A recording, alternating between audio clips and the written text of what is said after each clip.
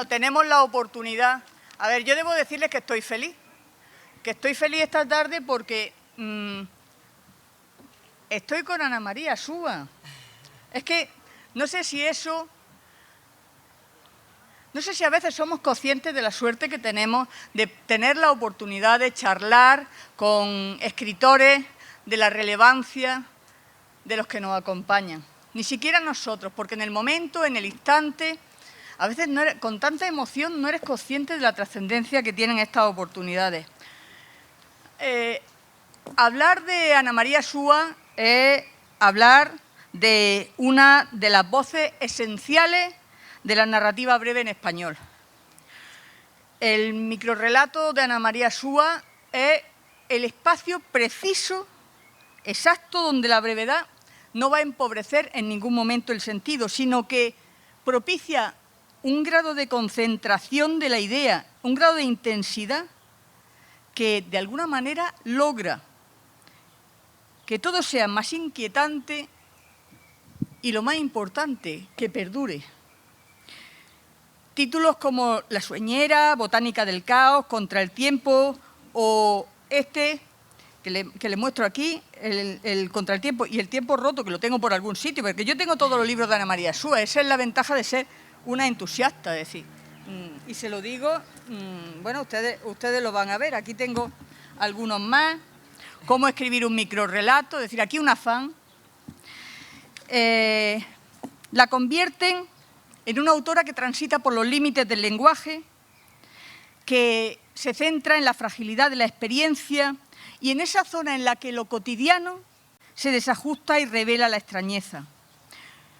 Uno de los rasgos esenciales de su poética, porque además para mí es una poética la que tiene la concisión del relato, es la brevedad, pero además como una forma de conocimiento en la que cualquier persona, cualquiera de los que estamos aquí, podría sentirse perfectamente reconocido.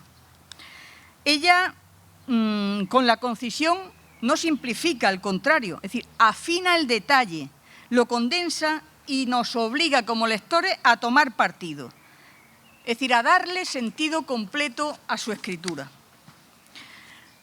Antes lo he dicho, la economía verbal en su caso no es pobreza expresiva, sino una manera de intensificación muy en la línea de lo que antes comentaba la poeta y premio Reina Sofía de Poesía, Olvido García Valdés.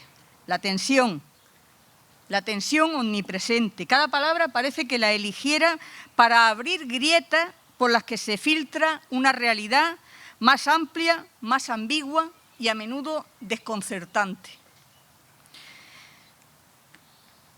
El relato en Ana María Súa no es un género, es una manera de entender el mundo. La elipsis, la sorpresa, la ironía, el desplazamiento de lo real hacia una zona donde lo reconocible se vuelve extrañamente inestable, está omnipresente. Por eso, sus textos breves no deben leerlos jamás como piezas menores, sino como construcciones de altísima precisión. Es decir, aquello que decía Lorca de que Granada ama lo diminuto, pues se entiende muy claramente cuando se lee a Ana María Súa. Granada ama lo diminuto y quien domina la palabra es capaz de entender la trascendencia de lo diminuto, el símbolo, la huella que trasciende a la propia expresión. Y luego está la infancia, la sensibilidad, la altísima sensibilidad, siempre contra el tiempo. Contra el tiempo, es decir, yo tengo aquí ahora precisamente esta obra, que es una edición de Samantha Schweblin. Samantha Schweblin, evidentemente, bueno, ustedes ahora conocen muy bien su nombre, acaba de ganar un premio muy reconocible digo por el 1.000.000 de euros. Bueno, ella le hizo el prólogo a la gran maestra del relato y eso dice mucho tanto de Samantha Schweblin como de nuestra invitada de hoy. Y ahora ya sí, Ana María, buenas tardes. Muchas gracias por estar en el festival. Buenas tardes, muchísimas gracias a Reme y muchísimas gracias al festival por invitarme. Estoy muy contenta y muy orgullosa de estar aquí con ustedes. Y decías todas esas cosas importantísimas de mí, me diste calor, me tuve que sacar la chaqueta. Bueno, es decir, sobre ti se podrían decir tantísimas cosas. No me voy a alargar porque lo que queremos es escucharte a ti. Únicamente quería hacer esa breve presentación que viene a justificar el entusiasmo que muchos sentimos por tu obra, no de ahora, sino desde hace muchísimos años. Y por tu obra, centrada sobre todo en el relato breve, que a mí me parece que lo ha llevado a otra dimensión, a otro nivel, porque en ti, ¿cuándo empezaste a sentir que la brevedad no implicaba una limitación, sino que lo que suponía, y esto te lo he leído en cómo escribir un microrrelato, lo que implica es una intensificación de la literatura, una precisión? Yo empecé a escribir casi simultáneamente en todos los géneros, en novela, cuento, microrrelato. Para mí el microrrelato no era algo novedoso, no era algo particular, distinto, porque en Argentina tenemos una muy fuerte tradición de microrrelato. Todos nuestros grandes maestros del cuento han escrito microrrelato: Borges, Bioy Casares, De Nevi, y bueno, y quizás otros menos conocidos internacionalmente, Isidoro Blainstein, por ejemplo. Todos ellos han escrito microrrelato. Cortázar, por supuesto, y Silvina Ocampo. De manera que cuando empecé a escribir microrrelato no sentí que estaba haciendo nada diferente ni especial, sino que estaba formando parte de una tradición.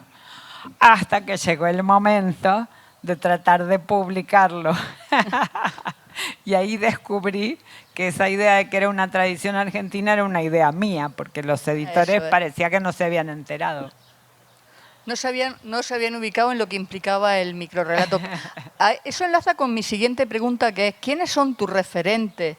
Lo mismo que tú eres un referente para la generación de Samantha Schweblin y de todas estas nuevas escritoras tan valiosas, ¿quiénes son los tuyos? Bueno, son muchos, por supuesto, muchísimos. Pero ahora voy a mediar en una especie de contraposición o de lucha o de rivalidad que hay entre los críticos latinoamericanos y los críticos españoles, porque cada uno dice no, que el microrrelato nació en América Latina, y los españoles dicen no, que el microrrelato nació en España, que Juan Ramón Jiménez, y que, en fin, se puede discutir Rubén Darío, que también pasó tantos años en España, etcétera, etcétera. Y yo digo, bueno, para mí el gran relatista, el microrrelatista del siglo XX fue Kafka, ¿no? Entonces, bueno, empezando por Kafka y de ahí para adelante, Italo Calvino, Henri Michaud, que es un escritor belga, que, en fin, tiene Viaje a la Gran Garabaña, por ejemplo. Es un microrrelatista que tuvo gran influencia sobre mí en lo que yo escribía. Era considerado poeta porque el microrrelato todavía no existía como género. El microrrelato es como un descubrimiento que se ha hecho desde la crítica en los últimos 30, 40 años, ¿verdad? Y de hecho, cuando yo empecé a escribir, no se le llamaba, no existía el microrrelato. Lo que yo escribía era cuento brevísimo. Y mis primeros microrrelatos los escribí para presentarme a un concurso de cuento brevísimo en México, porque había una revista maravillosa que era El Cuento, que acá nuestros autores mexicanos, sin duda, conocerán. Y El Cuento publicaba muchos microrrelatos y tenía un concurso permanente de microrrelatos, pero no decía de microrrelatos, decía un concurso permanente de cuento brevísimo. Y mis primeros cuentos brevísimos los escribí para presentarme a ese concurso. ¿Y cómo se hace pasar del microrrelato al relato, a la novela? Y, como decía Baudelaire, ser sublime sin interrupción. Es decir, ¿cómo consigues que salga, que sean tan diferentes y que todos tengan personalidad, todas tus facetas tengan personalidad propia? Bueno, te agradezco muchísimo. Vos sabés que un escritor nunca está tan seguro de lo que hace, ¿no? Uno siempre tiene las más espantosas dudas acerca de, digamos, el valor de lo que uno está intentando escribir, porque siempre es un intento. Lo que uno finalmente termina escribiendo siempre es el resultado de una negociación, de esa lucha, esa especie de guerra que tenemos los escritores contra las palabras, a favor de las palabras, pero también contra ellas. Las palabras nos abren al mundo y al mismo tiempo nos lo limitan. Y esa cosa, ese fantástico, ese palacio maravilloso que teníamos en la mente, bueno, cuando finalmente lo reducimos a las palabras que pueden transmitirlo, nunca es exactamente lo que queríamos decir. De manera que siempre tenemos dudas, ¿no? Vos decís que yo trabajo en todos los géneros con la misma calidad y bueno, eso es lo que yo quisiera, por supuesto, pero nunca estoy segura de hacerlo.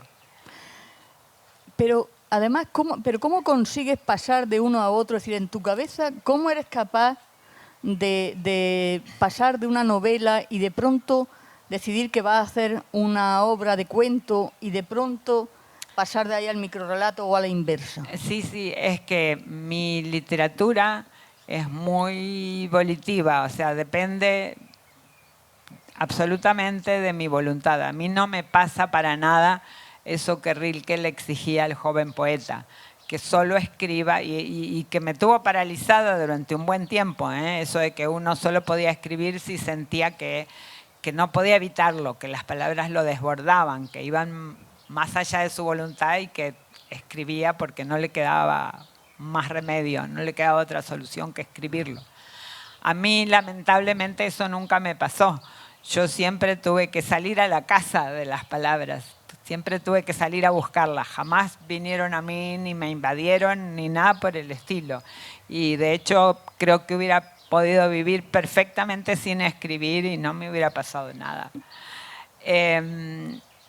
Pero bueno, te cuento, como mi literatura es así, digamos, muy decidida a partir de mi voluntad, entonces, bueno, de pronto me digo, bueno, ahora Ana María vas a escribir una novela.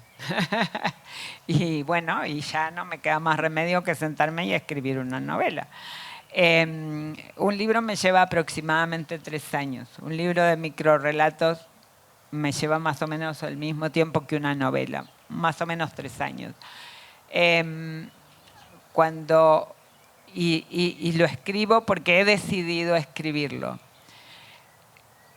Pero lo que no decido es terminarlo. El libro se termina solo.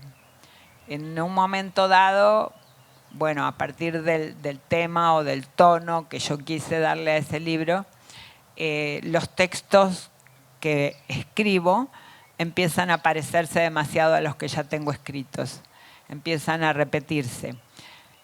Mi intención original siempre es llegar a 365, aunque no los escriba en un año, yo quiero llegar a 365 microrrelatos para después seleccionar y quedarme con los mejores 200, digamos. Jamás he podido lograrlo, porque en el camino, cuando me voy acercando más o menos a los 300, bueno, empieza a secarse el pozo y lo noto en eso, en que los microrrelatos empiezan a repetirse. Y entonces, bueno, es que el libro está terminado. Y cuando termino un libro en cualquier género, ya sea novela, relato o un libro de cuentos, por mucho tiempo no puedo volver a ese género. Entonces no me queda más remedio que cambiar a otro. Entonces a veces me dicen, bueno, ¿no tendrás para que publiquemos algún microrrelato inédito? No, no tengo ningún microrrelato inédito, porque a lo mejor hace 7 años que terminé el último libro de microrrelatos y en esos 7 años no escribí ninguno. No es que se me ocurren de pronto los microrrelatos se me ocurren si yo me siento y me digo, bueno, de aquí no te parás hasta que no escribas un microrrelato. Sí, exige la misma disciplina entonces, sí. Un microrrelato que casi que una novela, ¿no? Un libro de microrrelatos. Sí, eso me refería. Sin duda. La construcción de un libro de microrrelatos. Sí, un libro de microrrelatos, sí, da el mismo esfuerzo y el mismo trabajo que una novela o que un libro de cuentos. Sin duda, sí. Y a mí me ayuda mucho esta posibilidad de cambiar de un género al otro. Y por eso me puedo dar el lujo de estar trabajando constantemente. Y entonces, bueno, viene novela, microrrelato, cuento, novela, microrrelato, cuento y así. Ahora toca novela. A eso iba ahora. Sí. ¿Tú cuándo empezaste a escribir? Y literatura infantil. Ah, pero eso déjamelo para el final, que es un Infantil, secreto. Es decir, claro. es decir, vamos a guardar ese secreto y se lo contamos al final. Mi pregunta es, ¿tú cuándo empezaste a escribir? ¿Cuándo sentiste...?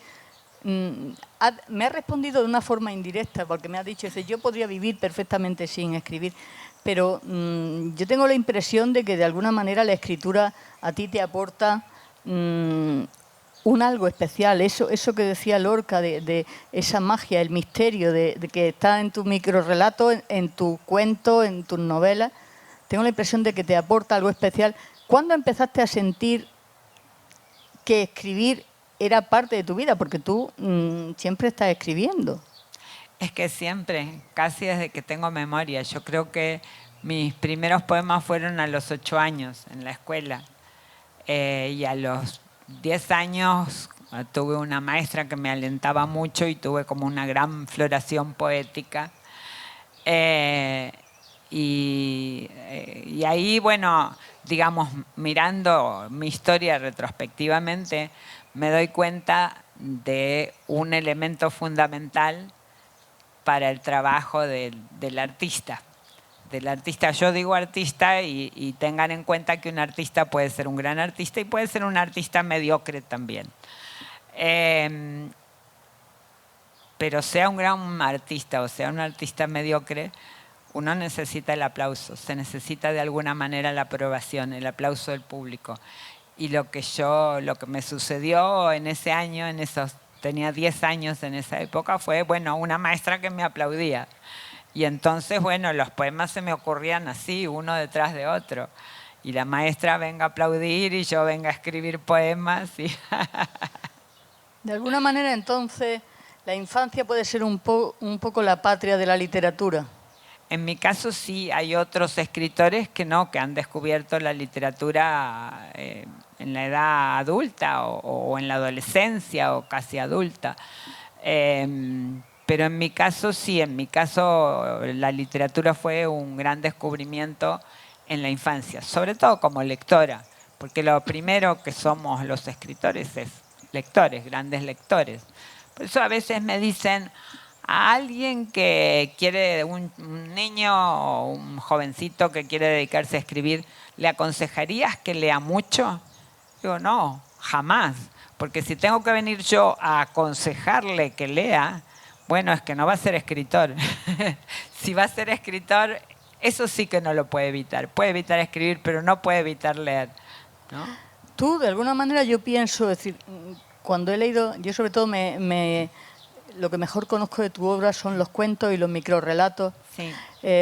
Tú tienes una biblioteca interior, y de alguna forma enlaza con Borges, una biblioteca interior muy rica que te permite establecer las conexiones así de esa forma tan natural, o haces búsquedas, indagaciones antes de empezar a escribir. ¿Hay una disciplina más teórica? Según digamos, yo creo que se dan las dos cosas, ¿no? Uno tiene esa biblioteca interna formada por todos los libros que ha leído y por los que está leyendo en ese momento, y que estoy pensando en este momento que siempre nos vamos a quedar atrás en eso frente a la inteligencia artificial, que se ha leído todo, ¿no? A lo mejor yo leí 5, 6, 8 obras de Shakespeare, pero la inteligencia artificial se leyó todas las obras de Shakespeare. Pero bueno, volviendo al tema, ¿no?, de la biblioteca interior, sí, por supuesto hay una biblioteca interior, y también cuando estoy escribiendo sobre un tema en particular, como digamos algunos de mis libros de microrrelatos, como por ejemplo Fenómenos de Circo, que tiene que ver con el circo, bueno, tuve que estudiar, investigar, seguir el rastro de muchos de estos personajes circenses que me resultaban fascinantes, inverosímiles, Incluso después que terminé el libro de microrrelatos, agregué al final una especie de coda en la que hago las biografías de unas biografías casi borgianas, diría, de cada uno de los personajes reales con los que yo trabajé. Y lo interesante es que el 99% de la gente que lee ese libro piensa que esos personajes son tan inventados como el resto del libro, porque son realmente disparatados, pero no, están tomados de la realidad. Son personajes que han existido y situaciones disparatadas que han sucedido verdaderamente, ¿no? Como un tragasables que era capaz de tragarse paraguas enteros del público. Y es que esa manera de mirar a la biblioteca interior se suma la mirada. Claro, bueno. O por lo menos así me lo parece a mí, que tus relatos, los cuentos, incluso las novelas, es decir, está la biblioteca interior, pero también una mirada muy personal. ¿Qué aporta esa mirada personal en la construcción de cualquier obra literaria? ¿Le da la identidad realmente? Y sí, claro, como sucede con cualquier autor, con cualquier escritor, sin esa mirada personal, bueno, pues no, es imposible escribir literatura, ¿verdad? Eso es lo que de alguna manera nos define. Y en esa mirada está ese gran secreto. Bueno, yo como no puedo decirlo, pero como escribo literatura infantil y muchas veces voy a conversar con los niños, y entonces los niños me preguntan siempre ¿cuál es tu escritor preferido? Y yo trato de explicarles y les digo, no tengo un escritor preferido, porque los escritores no son como campeones de tenis, en el que el gran campeón, el número uno del mundo, es el que le gana a todos los demás. Los escritores no compiten de esa manera.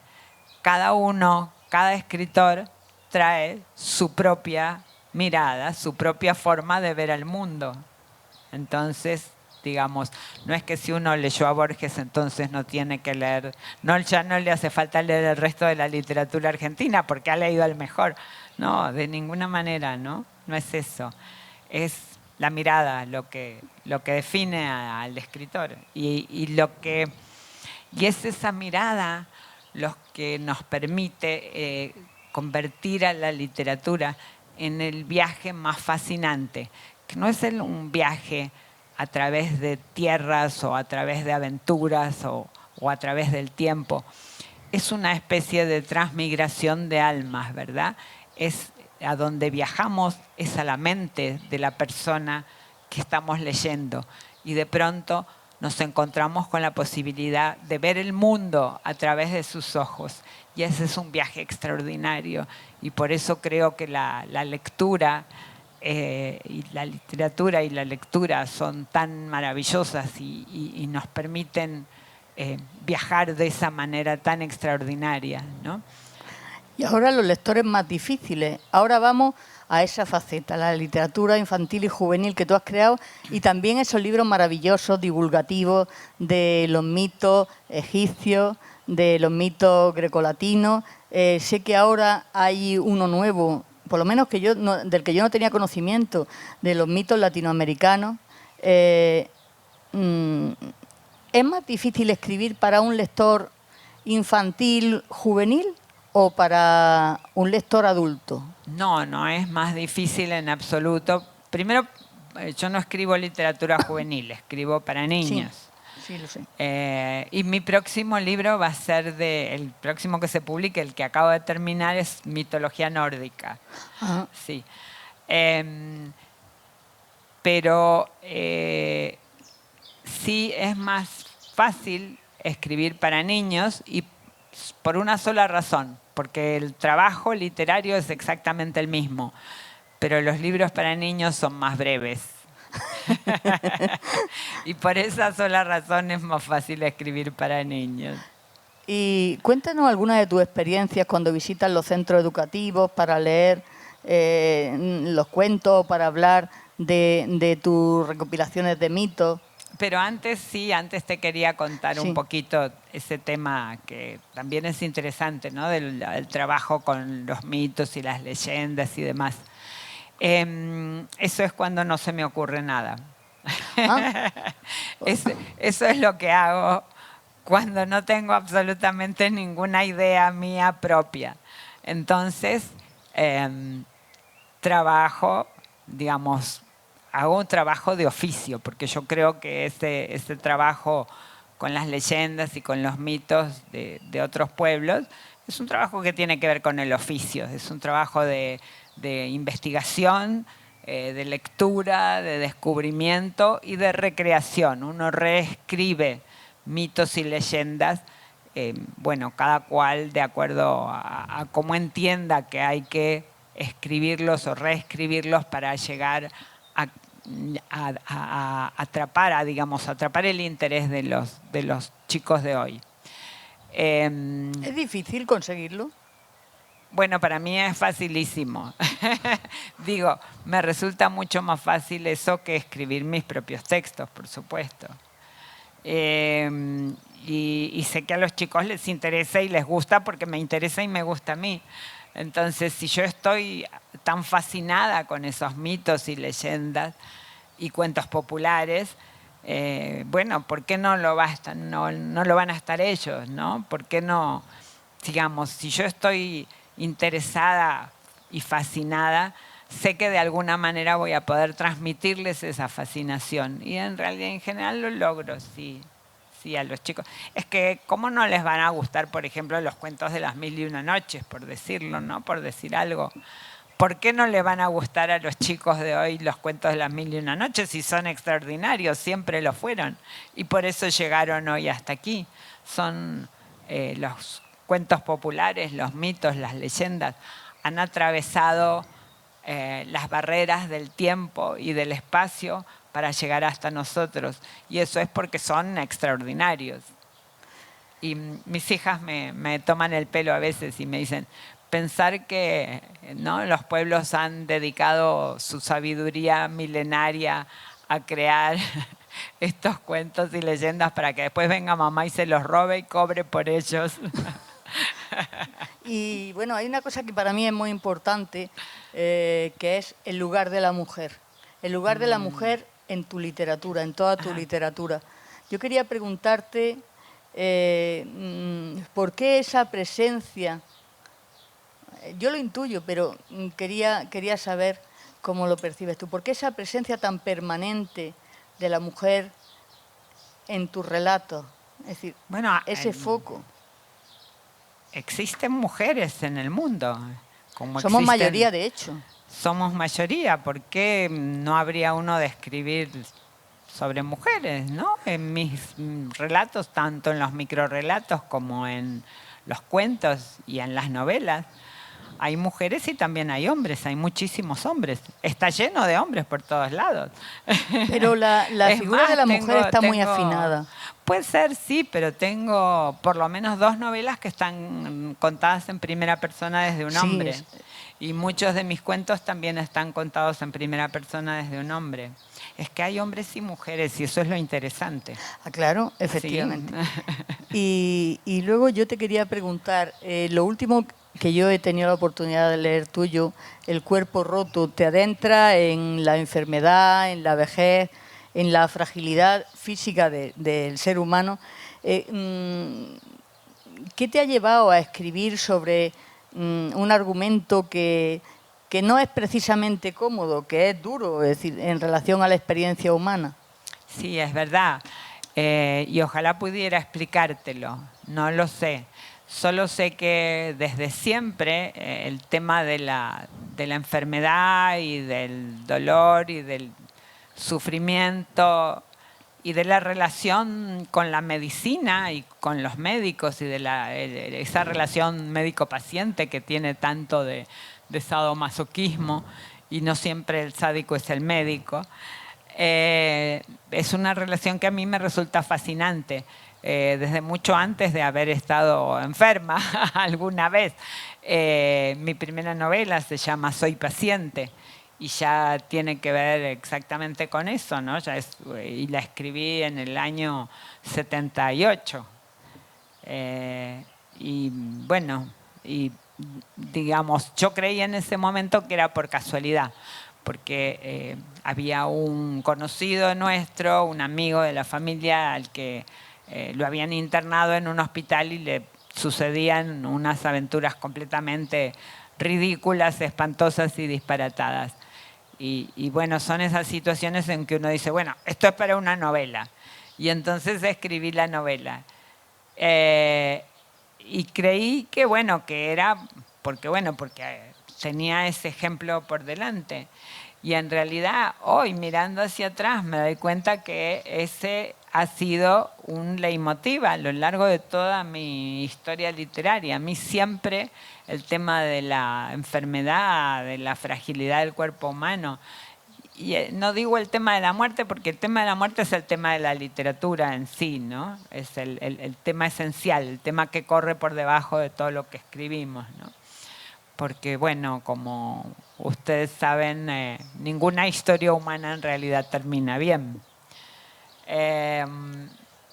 Así que, bueno, no puedo contestarte toda la pregunta porque no sé por qué, solo te puedo decir que es un tema que me interesa muchísimo y seguramente me seguirá interesando.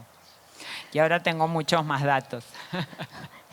¿Y la libertad? La última pregunta es, ¿qué función cumple la libertad? La libertad y el tiempo, ¿qué función cumplen? El libre albedrío del individuo y el tiempo, ¿qué función cumplen en tu obra? Como ves, te lo estoy poniendo facilísimo. Sí, una pavada. Bueno, la libertad es el viejo tema del libre albedrío, ¿no? ¿Hasta qué punto elegimos? ¿Hasta qué punto es nuestra voluntad? Yo hablo de la voluntad que pongo cuando me decido escribir y que sin voluntad no escribiría. Pero lo cierto es que la voluntad me lleva para ese lado. Y entonces, bueno, ¿a dónde está allí el libre albedrío, ¿no? Entonces, aún en ese pequeño detalle que de alguna manera es fundamental en mi vida, también allí se pone en juego lo del libre albedrío. Y sí, bueno, es un tema que está presente, por supuesto, en todo lo que escribo. Pero creo que es uno de los grandes temas de la literatura también, ¿no? Hasta dónde el ser humano elige y hasta dónde las circunstancias lo llevan, lo empujan, lo fuerzan a convertirse en lo que finalmente es. Y al final, la vida está en los detalles, ¿verdad? En esos pequeños detalles. Absolutamente, claro. Sí. La vida está en los detalles. Y la literatura está en los detalles. ¿Sí? Nunca en lo general, nunca en el promedio. Siempre en esa... Yo creo que lo descubrí cuando escribí uno de mis primeros cuentos en el que, bueno, había una parte en que había un personaje que untaba manteca en el pan. Y de pronto me di cuenta que no cortaba la manteca y trataba de aplastarla con el cuchillo. Me di cuenta que ese personaje raspaba la parte de arriba de la mantequilla y entonces dejaba que se acumule una cantidad sobre el cuchillo y recién entonces lo untaba. Y en ese detalle, digamos, me di cuenta que en esos detalles estaba la literatura. Ana María Súa, contra el tiempo y a favor de la vida y de la libertad del individuo. Muchísimas gracias por habernos acompañado en esta tarde y haberla enriquecido. A ustedes. Muchas gracias. Reme, a vos y a toda la gente que nos está escuchando.